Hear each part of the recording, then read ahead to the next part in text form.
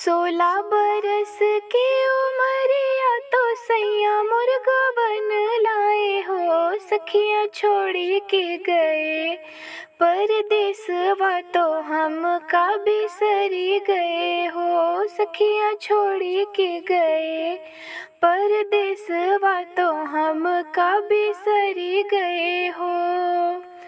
जैसे कि हाल पपीहरा व्याकुल बिन पानी हो। सखियाँ वैसे का हाल हमार तो पिया परदेस गए हो।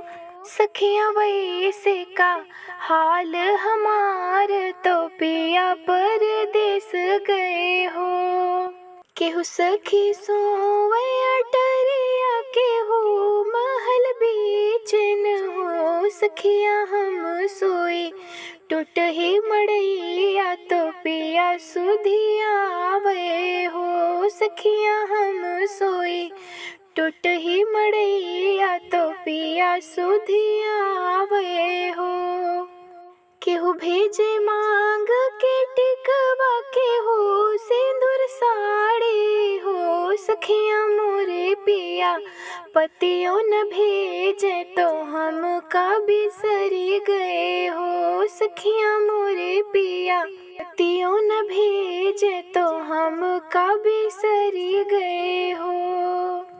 केहू घरे बाजे बधैया केहू के घरे सोहर हो। सखियाँ हम का सब तनवा सुनावे बजनिया पुकारे हो। सखियाँ हम का सब तनवा सुनावे बजनिया पुकारे हो।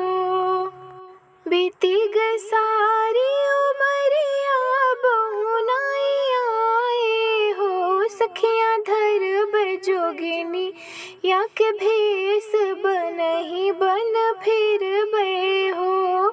सखियाँ धरब जोगिनी या के भेस बनही बन